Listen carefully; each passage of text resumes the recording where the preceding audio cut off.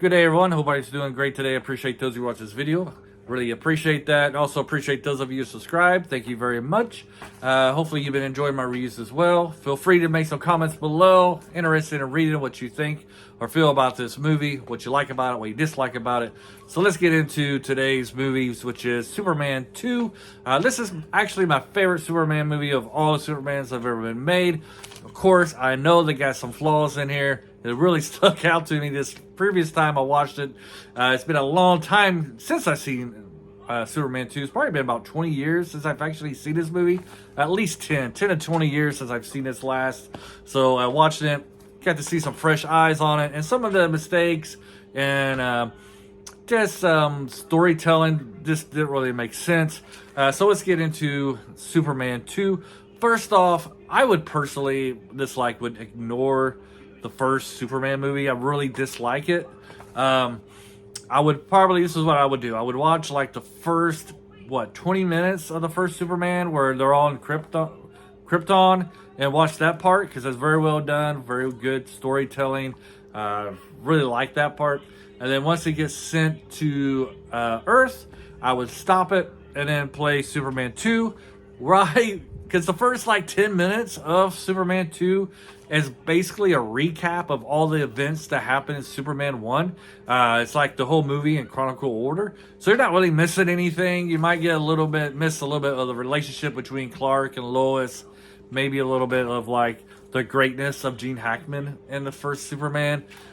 However, you could get that stuff, understand that stuff in Superman 2. Like I said, basically a recap of Superman 1 is in the first 10-15 minutes of Superman 2. So that's what I would do. Watch the Krypton part, stop it, put in Superman 2, and watch it from there. So let's get into Superman 2. A few things that kind of stick out on here. One is that Superman 2 is when everybody gets to know Superman's secret. Gene Hackman, he escapes from prison, goes to the North Pole. Somehow he figures out that Superman's fortress is in the North Pole. Goes there, learns everything about Superman. Lois Lane, they always play especially in that series with oh man, she was very pretty. Her name is on the tip of my tongue, but it was Lois and Clark. Had Dean Cain, and she was more famous than Dean Cain. Terry Hatcher, right? Terry Hatcher and Dean Cain, they made Lois Lane kind of dumb and stuff, and they made fun of her because she couldn't tell the difference between Clark Kent and Superman. In the Superman movies with Christopher Reeve, Lois Lane does figure it out all on her own that Clark Kent is Superman. However, Clark Kent, Superman, they keep on, same person, but they keep on gaslighting her, Lois Lane, so it's no reason why, it took her a little while to figure it out. She gets it figured out, but then he keeps gaslighting her, and by doing that, it kind of confuses her. But in this movie, she finally figures out very early on, first act, that Superman is Lois Lane. And then, of course, at the end, after we understand these superpowers, the magic of a kiss, she completely forgets who it is, and who Clark Kent and Superman, if they're the same person, she forgets all about that. I don't know. I thought it was kind of weak, but he did it because she was kind of suffering, I guess you could say, because she couldn't tell everybody that he was Clark Kent, and I guess it was causing her more pain. That's why he sacrificed her knowing who he really was. I guess that was the answer for that. Also, with this show at the beginning, turns out, Superman, there's a big hydrogen bomb in France, and if it goes off, it can blow up all of Paris. So he saves the people of Paris and throws this hydrogen bomb out in outer space, and it explodes, and it kind of releases our three criminals that are introduced at the beginning of Superman 1. Kind of reminds me of the song. There's a Bob Dylan song with the lyric, you try to help somebody out. Sometimes you end up making it 1,000 times worse. And this is exactly what happens in this movie. He helps the people out in Paris, France. But in the process, he ends up hurting like the entire world as he releases these criminals who are just like him, very powerful. Again, we see Lex Luthor, who is very smart. You know, he uses his brains to be able to become allies, tentative allies with our three heroes. I guess if, you know, you like the bad guys, they would be your heroes, and Superman would be your villain. But, you know, he comes tentative allies with the villains. Superman, you know, you know, he's off on a date, you know, he's on a vacation. All this time, he doesn't realize that the world is in trouble. He sacrifices his powers for the girl he loves. And, you know, that's kind of like a metaphor when we enter a relationship with someone or in a marriage, but they never get married in this movie. But I'm just saying, when we're in a relationship, sometimes we are making sacrifices in our lives to be with the one that we love.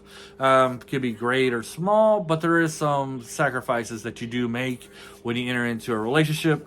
It's kind of like that's what what that represents. You know, he's making the sacrifice of no longer being invincible. So he's got this great sacrifice being with the girl he loves. The movie kind of makes it sound like, in the end, this is kind of like a sin, that he's being selfish, that he's given up these great powers just for love, for personal gain, I guess it would be. When, you know, he should be able to sacrifice this love that he has for the greater love of the whole world. You know, it's up to you, I guess. What do you guys think about that? Is this what the movie's trying to say, that he's being selfish by giving up his powers for the girl he loves, that he should, you know, make the greater sacrifice of personal love, personal gain for the greater well-being of the world? It's kind of how I get the feeling there at the end of the movie, because not only does he get all his powers back, and then he sacrifices the relationship that he has with Lois Lane by making her forget that they have romantic feelings for each other. You know, and I don't know, what would you do? I would probably, I don't know, I would definitely get my powers back, because, you know, he was the one that caused the mess by releasing those villains from prison. I mean, I would probably want to have my cake and eat it, bake my cake and eat it too, right? What else is going on in this movie here? Like I said, there are some parts that just don't really make sense. It's at the beginning of the movie, you get the boy at the Niagara Falls who falls off, and, you know, it takes him like 5 minutes to fall from the cliff, and he never to Niagara Falls. You know, at the meantime, Superman's wandering around, walking around, trying to figure out a place to change so nobody sees him. I guess it makes sense if you can think he can fly faster than light, you know, then he could probably save him. That part, you know, you gotta really just turn a blind eye to. The other part I kind of like is they fly to the North Pole, him and Lois Lane. She finds out in Niagara Falls who he is, so he flies her to his fortress in the North Pole. Drive back in a car, gets his butt kicked when he turned because he has no powers. There's some guy sitting on his girl, tries to defend Lois Lane, and basically Clark Kent gets his butt whipped pretty good. Then he finds out we got villains, so then he has to go back to his fortress to get his powers back. But on his way back to the fortress, he has to walk. I mean, he's walking from Metropolis, which is probably New York City. So he's walking from Metropolis all the way up to the North Pole without what happened first? Okay, you can't fly. But what happened to the car you drove? Why can't you just drive to the North Pole? Why does he have to hitchhike all the way back? And on top of that, you know, he's just freshly got beaten up.